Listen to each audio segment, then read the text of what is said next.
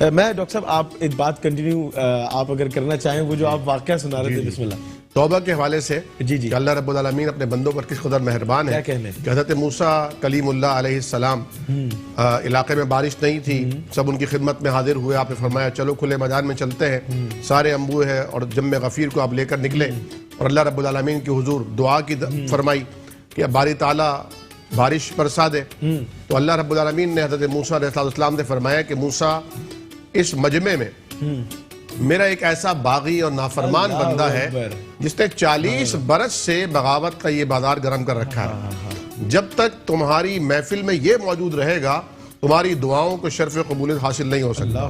یعنی اس کے گناہوں کی نحوست نے وقت کے پیغمبر اور ان کے ساتھیوں کی دعاؤں کو بھی قبولیت سے روک کے رکھا ہے. حضرت موسیٰ علیہ السلام نے اعلان عام کیا، بتایا کہ اللہ رب العالمین کا یہ ارشاد آیا ہے، ایک فرد ہے جس کی وجہ سے ہم سب بارش سے محروم ہیں، اللہ کی رحمت سے محروم ہیں. بہتر یہی ہے کہ وہ خود اٹھے اور یہاں سے چلا جائے. اب وہ شخص جو اس محفل میں موجود تھا اس نے اپنے دل میں رب تعالیٰ کو پکارا. قرآن کریم کی آیت ہے نا کہ میرے بندوں سے کہہ دیجئے قل یا عبادی الذین اسرفوا علی انفسہم لا تقنطوا من رحمت اللہ ان اللہ یغفر الذنوب جمیعا. سبحان اللہ. میرے ان بندوں سے جنہوں نے اپنے اوپر بے انتہا گناہوں کے مظالم کے بوجھ اٹھا رکھے ہیں، ان سے کہیے میری رحمت سے نا امید نہ ہونا. تمہارے گناہ زمین سے آسمان تک بھی ہوں اور تم صدقے دل سے اگر توبہ کرو تو اللہ کو بخشش کرنے والا مہربان پاؤ گے. سبحان اللہ. اتنے دل میں اللہ کو پکارا کہ پروردگار اگر میں نہیں اٹھا تو بارش نہیں برسے گی، اگر میں اٹھ کر گیا تو سب کی نگاہوں میں رسوا ہو جاؤں گا. اے اللہ تو ہزارہ ماؤں سے زیادہ مہربان ہے، میری توبہ قبول فرما لے، آئندہ تیری بغاوت اور تیری نافرمانی پر زندگی نہیں گزاروں گا. بارش ہونا شروع ہو گئی. لوگ موسیٰ علیہ السلام کو دیکھنے لگے کہ موسیٰ آپ نے تو کہا تھا کہ محفل میں کوئی ایسا فرد ہے جس کے گناہوں کی وجہ سے رب تعالیٰ کی رحمت نہیں برس رہی. ہم نے دیکھا کوئی اٹھ کر بھی نہیں گیا، کسی نے توبہ بھی نہیں کی، پھر بارش کیسے برسی؟ حضرت موسیٰ علیہ السلام نے اللہ تعالیٰ سے فرمایا پروردگار یہ کیا ہو گیا؟ تیرا طریقہ تو یہ ہے کہ وَلَن تَجِدَ لِسُنَّتِ اللَّهِ تَبْدِيلًا، تیرا طریقہ بدلتا ہے. اور وَمَنْ أَصْدَقُ مِنَ اللَّهِ قِيلًا، تجھ سے زیادہ کوئی سچا بھی نہیں ہے. ہوا کیا ہے؟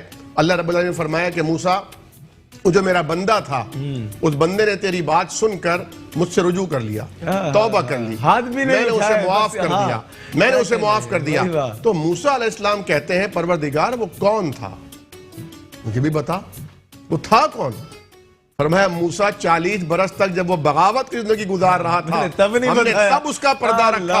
اب تو وہ ہمارا محب اور محبوب ہو چکا ہے، اب اس کی رسوائی کا کیسے سامان کر سکتے ہیں؟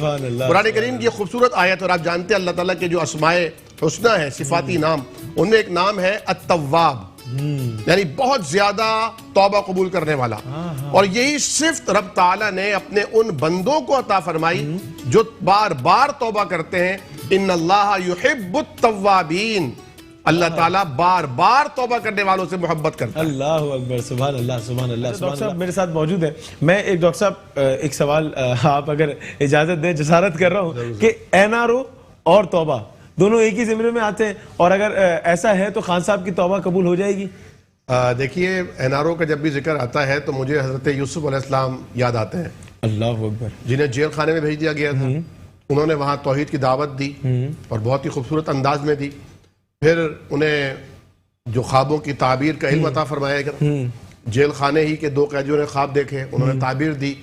پھر جو بادشاہ کے مصاحب میں متمکن ہوا اس سے کہا تھا کہ تم بادشاہ کو یاد دلا دینا کہ وہاں ایک کیس ہے، اسے ری اوپن کیا جائے.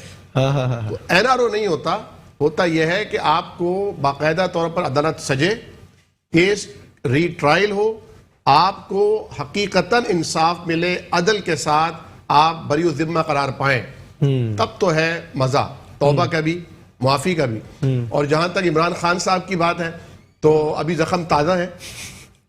پاکستان میں الحمدللہ ایک آئینی بحران سے بچ گیا، اور میں مبارکباد پیش کرتا ہوں اپنے ریاستی اداروں کو، عدلیہ کو، حکومت کو بھی اور اپوزیشن کو بھی، کہ ان سب نے مل کر قوم جو ایک خلفشار میں اور انتشار میں مبتلا ہوتی جا رہی تھی اس سے الحمدللہ ہم نکل گئے ہیں، اور یہ رحمت کے اس رمضان کے ان دنوں کی بھی کچھ کرامت ہے الحمدللہ۔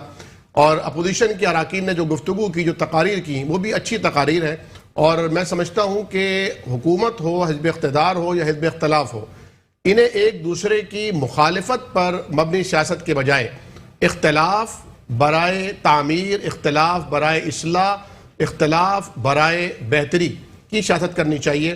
اور آنے والے دنوں میں دیکھ رہا ہوں کہ پاکستان کی سیاست اختلاف برائے اصلاح و اختلاف برائے تعاون پر ہوگی، اختلاف برائے مخالفت کا ہر طرف سے انشاءاللہ تعالی قلع قمع ہوگا۔ مسلمانوں کے جتنے بھی مسالک ہیں ان کے درمیان بھی اختلاف تو باقی رہیں گے، لیکن مخالفت دم توڑ جائے گی انشاءاللہ۔